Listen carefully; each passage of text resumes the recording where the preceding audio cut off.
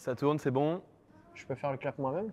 Tu peux faire ton clap. Allez, Interview pour l'école de journalisme. c'est ça. C'est parti. Alors, c'est bien de faire ça aussi. Oui, je sais. Pourquoi tu l'as pas fait, si tu le sais? Deuxième clap. T'as un César et tu sais pas ça? Ah pardon, je j'ai sais. parlé pendant que t'as fait le clap. Tu veux qu'on la refasse? Ouais, Un troisième, allez, la mets 203. Troisième clap. Tais-toi. Alors, bonjour Benoît, bonjour Jean-Baptiste. Vous vous connaissez depuis un moment, si j'ai bien compris. Oui. Une dizaine d'années, c'est ça? Je l'ai connu, j'étais machinot sur un pilote de web-série Ok. qui s'appelait Gouvernement. Ok. Je portais la caméra et j'ai aidé aussi Benoît à nettoyer ses optiques et à les changer. À la fin de la journée, on s'est mis à parler lumière de Darius Khondji, de Roger Deakins. Et je sais pas, je trouvais Benoît vachement. Enfin, il y avait une vraie passion qui m'a touché. Je voulais vous demander, est-ce que cette connaissance, ça aide sur un plateau, du coup? C'est même nécessaire, je pense. Sur ne serait-ce que pour le vocabulaire. Hein, après, on a quand même travaillé en amont, la prépa du film.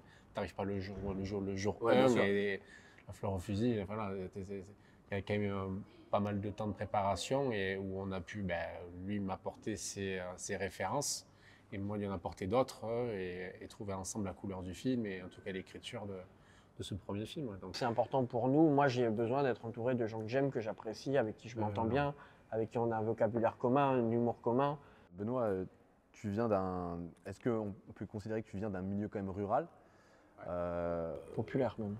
Populaire même. Assez pauvre. Parce que tu es né à Narbonne, c'est ça? ouais, je suis né à Narbonne. Ouais. Et ensuite, tu as grandi Ça veut dire quoi, qu'il y a que des paysans à Narbonne? Pas du tout, non, je pourrais pas me permettre de. Non, je plaisante, je déconne. du tout, parce que Non, mais en vrai, où j'ai grandi. En fait, moi, je vivais pas à Narbonne même. Ok. Gamin, j'étais vraiment dans un village à côté, dans un petit village qui s'appelle Olonzac. Ok. C'est dans le Minervois, dans l'Hérault. Et c'est exactement la même ambiance que ce qu'a vécu Jean-Baptiste dans son passé et ce qu'on retrouve dans le film. Quoi.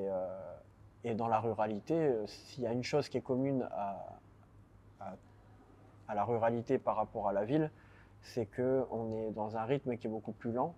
On est beaucoup plus connecté à la nature, aux éléments, et l'espèce de frénésie de la ville n'existe pas à la campagne. Et en plus, vu qu'on est moins, on se connaît plus. Donc on rentre plus en profondeur avec les gens. Est-ce que, Jean-Baptiste, est-ce que tu t'attendais à un tel succès pour un film qui traite d'un sujet qui est assez peu représenté au cinéma, c'est-à-dire la jeunesse dans un milieu rural, autrement parce que je crois que tu disais que tu ne te sentais pas trop concerné par les films qui représentaient la jeunesse dans les banlieues, quoi. Au contraire, je me reconnaissais dans les films de banlieue alors que je ne viens pas Ah de oui, d'accord. banlieue. Et que je me reconnaissais pas dans les films sur la ruralité. La haine, j'ai l'impression que c'était moi et mes potes, quoi. Ou Ok, ouais. Ma cité va craquer, ou des films comme ça, ou Rail. Ouais. Et après, non, un tel succès, évidemment que non. Déjà, je m'attendais pas à faire un film, un D'accord. premier long, parce que c'est miraculeux de faire un long. On est 1000 à le vouloir. Il y en a 100 qui arrivent et puis au final, il y en a 10 qui le font. Ouais. Et très content d'avoir à peu près réussi ce que j'avais en tête. Ouais. Et de le faire dans une ambiance qui était joyeuse. Tout le temps, de la prépa jusqu'à la finalisation du film. Est-ce que tu penses que le public, justement, a saisi la thématique de la ruralité comme tu voulais la montrer Oui, en tout cas, là où je suis content, c'est beaucoup plus important pour moi que les gens aient compris le film que je voulais faire. Apprécier, ça c'est subjectif. On peut ne pas apprécier le film, si on a compris ce que je voulais faire, c'est les goûts et les couleurs. Et ça, c'était vraiment fort pour moi que des mots-clés qu'on utilisait en prépa se retrouvent dans la bouche des spectateurs et des spectatrices, qui parlent de pudeur, qui parlent de nuances, de complexité. À chaque scène, pour le coup, la pudeur, on en parlait, et la scène qui va illustrer ça, d'ailleurs Raph, il m'en parle encore aujourd'hui, mais on en rigole, hein, mais je le fais pleurer, je lui fais arracher des trucs, il n'avait jamais donné ça, même sa mère, elle n'a jamais vu comme ça. J'ai fait pleurer et j'ai mis la caméra dans son dos. Vous auriez vu Raphaël. Et puis surtout, il fait tu m'as vu? Ah ouais, c'était vachement bien. Je pense qu'il aurait mérité l'Oscar hein, parce que c'était vraiment incroyable ce qu'il a donné. Et on voit que ses cheveux, c'est de son dos. Mais s'il n'avait pas donné ça, c'était pas la même chose. C'est intéressant ce que tu disais sur le fait de connaître un peu tout le monde et tout, parce que moi j'ai grandi une petite campagne dans le fin fond de Lyon. Voilà. Donc, Tu es en série là-bas. Ouais, c'est ça, voilà, c'est pas très loin. Pour aller dans les clichés. Est-ce que tu penses que ce film il peut aider certains jeunes qui sont dans des milieux ruraux comme ça, dans des petites villes, dans l'acceptation d'accepter de grandir dans un milieu rural, que c'est pas si dramatique que ça, on va dire?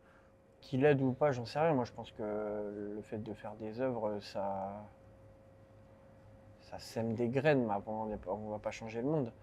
Mais en tout cas, moi, ma vision des choses, c'est que l'herbe, elle n'est pas plus verte ailleurs et qu'il faut construire, quoi. Il faut arroser son machin. Évidemment, si tu piétines et que tu n'arroses pas, tu peux accuser l'herbe de sécher, quoi. Moi, je pense qu'il faut valoriser les territoires, que naître à la campagne, c'est pas un handicap, qu'on peut en faire une force, que je te dis. Hein, c'est au niveau du temps, tu vois. Moi, la plupart de mes copains lisent vachement. Ouais. Parce que même dans l'accès à la culture, c'est des choses différentes. Donc ça fait naître des personnalités différentes. Cet ennui-là, il est aujourd'hui, on est dans une époque où l'ennui, il existe quasiment plus, ça devient catastrophique pour l'imaginaire des gamins. Ouais. Ils sont toujours Donc occupés on par est quelque hyper chose. enrichi de notre ennui. Regarde, tu me dis ça, tu es en école de journalisme, là, avec Ouais. tes petits papiers. C'est le mec qui a grandi en ville et qui n'a jamais eu le temps de s'ennuyer, qui est devant sa tablette. Il et ne fera pas autant. C'est il n'en ça. fera pas autant. Donc du coup, chaque endroit a ses spécificités. Et si tu te dis, bah, moi je suis fort parce que je viens de la campagne, ou comme les gens, ou les filles ou les garçons qui disent, bah, moi je suis enrichi de la banlieue. Après, là, il y a une précarité et une misère sociale qui peut être très handicapante, évidemment. Mais en tout cas, chaque endroit d'où on vient, si on le prend comme une force, peut être une espèce de pouvoir. J'avais aussi cette impression que en fait, tous les gens que je côtoyais, c'est très méchant ce que je vais dire, mais que les gens que je côtoyais, c'était un frein à ma future réussite. J'avais juste en fait l'impression qu'ils n'avaient pas les mêmes centres d'intérêt que moi, voilà, que pas la même curiosité. C'est Miralles, en fait. C'est ça, et c'est justement, j'amène ça, en fait, on le retrouve du coup dans le personnage de Miralles, et c'est aussi pour ça que le film m'a touché, mais est-ce que pour l'écriture de ce personnage, tu t'es inspiré des gens que tu avais pu côtoyer, ou peut-être même de toi, alors, de ton expérience? Ouais, moi je pense que j'étais Paco, c'est-à-dire j'ai jamais considéré que mon village était un handicap, et puis à un moment donné, tu veux faire ton truc, tu le fais, quoi. Ouais, c'est ça. Faut arrêter, on n'est pas au Moyen-Âge, quoi. Donc du coup, non, ouais, mais C'est des excuses, j'ai hein. côtoyé des gens, c'est Ouais, ça, clairement, Miralles, moi, je en me fait, trouve des excuses, hein, de toute façon. c'est un gars qui se trouve des excuses, évidemment qu'il est curieux, qu'il est intelligent, mais s'il était si fort que ça, il a une bagnole, il deal ses 3 grammes de shit, là, enfin, je veux dire, s'il veut travailler, il travaille, quoi. Ouais. Donc, de dire c'est à cause de mes copains que je tirais vers le bas, quand tu es chez toi et que tu es face à ta bibliothèque, c'est pas tes copains qui t'empêchent de lire. Donc, Ouais, clairement. donc moi, j'aimais bien ce personnage qui est plein d'excuses, alors qu'en fait, il est très riche, justement, de ce temps-là. Ouais. Chacun a des excuses. Hein, donc, Mm. je pense que le seul truc qu'il faut et qui est fondamental, c'est de l'amour, quoi, d'être aimé par ses parents, ses amis. Et ça, si t'es pas aimé, je pense que là, t'es dans la merde. Pour rester sur le personnage de Miralles, il y a aussi donc l'amitié avec Dog. Et voilà, on sent qu'il veut toujours le faire avancer, mais quand même en la rabaissant, et très souvent en public et devant Elsa. Faudrait que tu m'expliques comment c'est possible de se mentir à soi-même à ce point. Elle s'en bat les couilles de toi. Comment tu imagines même qu'elle puisse être amoureuse d'un colombin? Pour vous deux, quelle a été votre réflexion pour mettre en image cette relation de la toxicité amicale, qui est quand même beaucoup plus présente qu'on le pense dans la vie de tous les jours, et encore plus en milieu rural, parce qu'on a souvent, comme tu disais un peu au début, un seul groupe de potes avec qui on va grandir et évoluer. Donc quelle réflexion vous avez mis pour mettre en image voilà, cette relation toxique? Sur ce film-là, il y avait une grammaire qui était posée, c'est-à-dire le mouvement vient des personnages. On a plutôt utilisé des cadres fixes, comme si c'était un espèce de théâtre, et ils ne peuvent pas s'échapper du cadre. Et l'idée pour que le rythme vienne des personnages, c'était de les réunir dans le cadre et de poser la caméra et de les laisser se démerder. On faisait des mises en place, on avait un découpage technique grossier avant de tourner, mais on attendait de voir ce qu'ils allaient nous donner aussi au moment de tourner.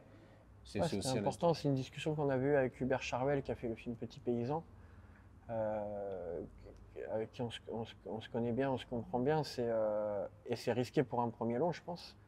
Mais c'était d'être humble au service de l'histoire et de ne pas se faire remarquer. C'est-à-dire, moi, à la fin, toi, tu te foutais de ma gueule tout le film parce que tu disais, tu m'appelais Plus belle la vie. Parce que franchement, ce film-là, c'est beaucoup champ contre champ, plan large. Et du coup, éliminer la virtuosité. C'est-à-dire, pour me faire remarquer, je pourrais me dire, tiens, je vais faire tel plan qui est étonnant, que personne n'a vu et tout ça. Et du coup, on se dit, tiens, il sait faire ça. Moi, j'ai balayé ça et fait une mise en scène où je me suis dit, ça se trouve, les gens ils vont voir le film, ils vont se dire, c'est les comédiens qui portent le film. Dès que ta mise en scène elle est discrète, on cherche de la virtuosité ailleurs. Ouais. Et du coup, ce film-là impliquait, si je voulais faire le meilleur film possible, que moi je sois juste à les regarder jouer, à la bonne place évidemment, quitte à ce qu'on dise que c'est quasiment pas mis en scène. Et pour le coup, c'était vraiment un choix de mise en scène. Et moi, j'avais envie, tu sais, des fois d'aller chercher son regard. J'étais à la caméra. Enfin, je fais ça, mais c'est parce que je me suis mis une caméra sur l'épaule. Mais j'avais toujours en tête, j'ai dit merde, pudeur, tu peux pas aller chercher le regard. En fait, tu te mets tout simplement du point de vue d'Anthony. Et puis Ouais, tu ton le laisses, pote, tu il laisses pleure pleurer et dans il le vit un drame, Voilà. t'as pas envie de le regarder En là comme ça en silhouette, train de le regarder. Ouais. Tu te mets dans son dos, tu es discret, tu respectes et Voilà.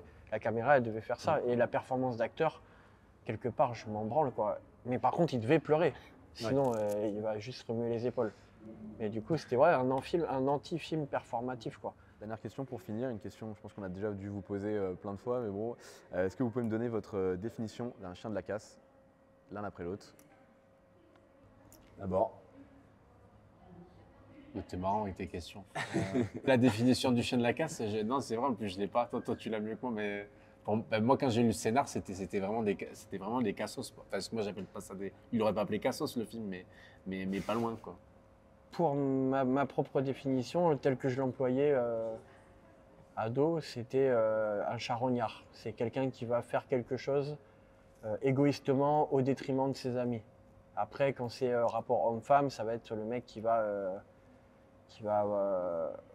se comporter comme un chien avec une nana, quoi, qui va lui mitonner ou voilà. Donc c'est un peu l'égoïste, le charognard, le crevard. Bah, moi c'est bon, j'ai fini. Ah, super. Voilà. Merci Merci à vous deux. Et Pas de quoi. puis, bah, Ça fait court l'interview après. ouais, ce sera assez court. Ouais, faut couper, faut cutter. Hein. Ouais, Genre les conneries, le ce sera coup assez de court. mon ex et tout, on oublie, quoi. Enfin, tu vois, son ex. Bah, Mais je suis pas Dex. Tu me fais rire. Allez. La balle à baba, la baba, la malaba. La balle à baba, la baba,